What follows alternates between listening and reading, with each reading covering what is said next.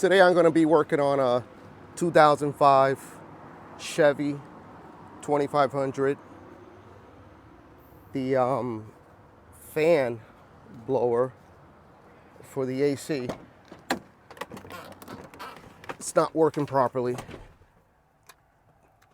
Not enough air coming out, and on the high setting, the air cuts out.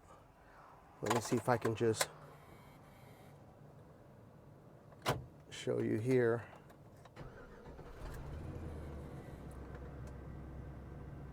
Hopefully that's not making too much noise. I don't know if you can hear it. But anyways, on the low setting, it works. The next setting over, it works. Over here it works, and it's barely pushing air out. And then on the high setting, it's not working. So after doing a little investigation, it was determined that it was the resistor on the blower that needed to be replaced.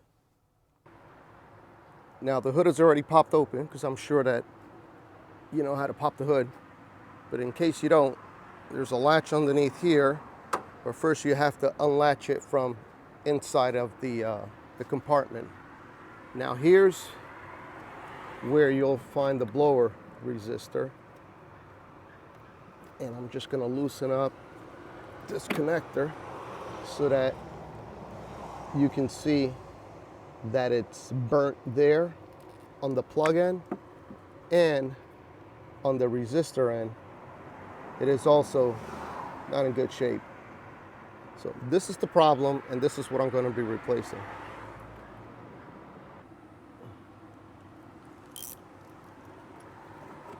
I'm going to first remove this, which I already did. That's why it was loose, but I'll do it again. Remove that. We have also over here, we have another connector which goes to the resistor. That one you also have to remove.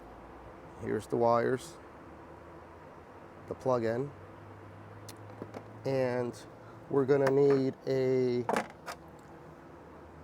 7/32 socket, and we're gonna need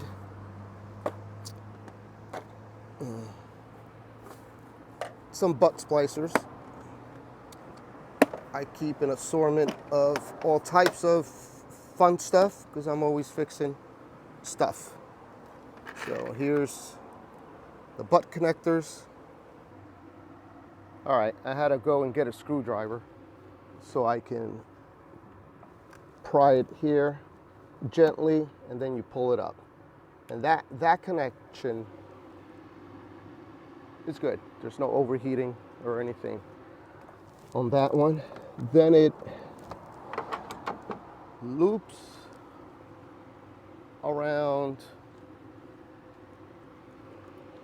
back here, which you just unhook it, and that's that. So now we're gonna remove this resistor over here. Once again, sorry for the traffic noise. Hopefully the mic is not picking that up. I'm trying to work as fast as I can here. So now we're going to pull this out, and that's what it looks like. You can see how badly burnt that is, and that's that. So let me get the new one and we'll start installing it. Now if you notice, there's a certain shape cut out on this housing, and this part is only going to fit in one way. So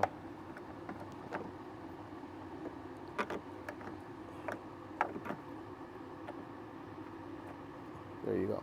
That's the way it fits. It will not fit the other way. And if it did, it probably wouldn't even matter. So here we go. We put this back in there.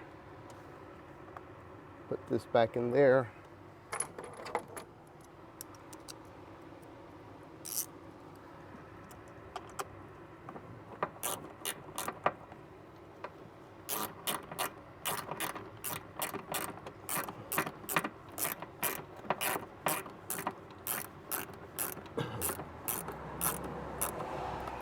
Now, if this is plastic, the screws are metal, you're not going to torque it down. You just want it snug, because you don't want to strip that, because then if you strip that bottom part, then that's going to be a whole different video. Oh, there goes the socket. Found it. Got lucky on that one.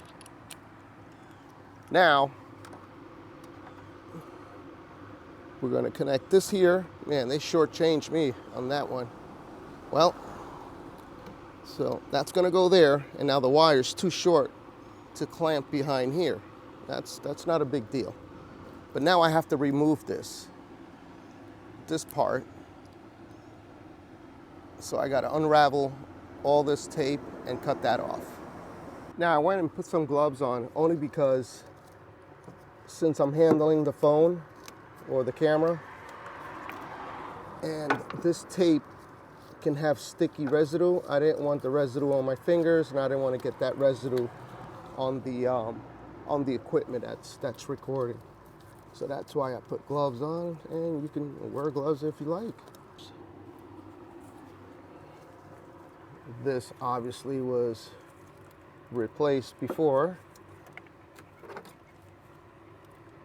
It seems to be a common problem.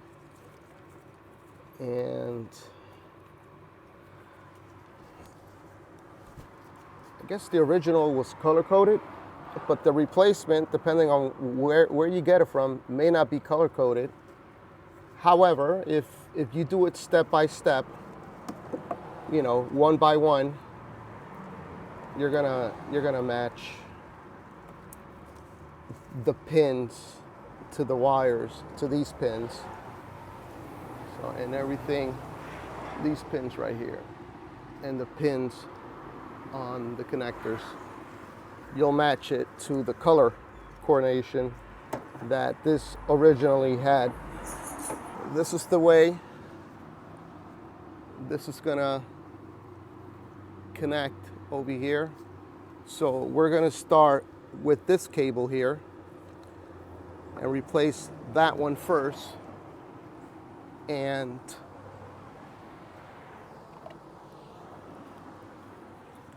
on this connector, it's going to get mounted this way, and I'll just probably put it in there now so I keep the order. So we're going to start with this first one. So first here, and first here, oh, sorry, first here, and the first one here is where we're going to start. So it's going to be the red. So let me get my cutters. So I got some wire strippers, and you want to get the maximum wire that you can. So I still have a piece of the connector left in here.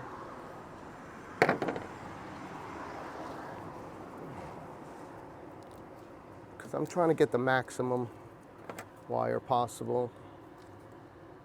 There we go. Let me see if I can strip that off now. There we go. Now, these are just regular wire strippers. Okay, so here's the butt connector. And these are for wire gauges, I believe 14 up to 10 gauge, give or take. But you just want to make sure that you don't use other ones that are way too small.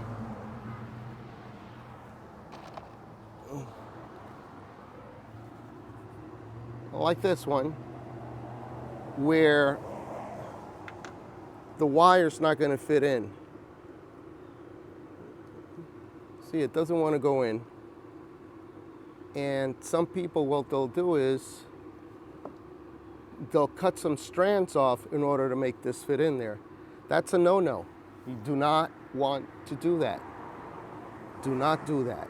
Just use the appropriate gauge connector then it just slides in and you'll reduce any issues in the future. Now here's a linesman with a built-in crimp squeezer. What I like to do is, if you can, just first get that in there, and you're gonna favor the end you want to crimp. So now I'm gonna put this on the wire like this and push it in and squeeze.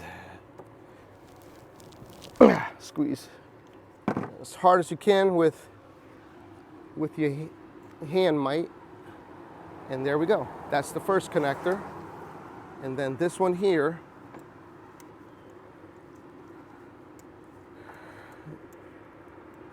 I'm just going to cut I'm so sorry. I'm just going to cut a little bit off because this doesn't have to be excessively long, and let me see something here. Yeah, the shorter the wire, but not too short, but you don't want it excessively long. But the shorter the wire with this type of current, which is not alternating current, it's DC current, the better. See?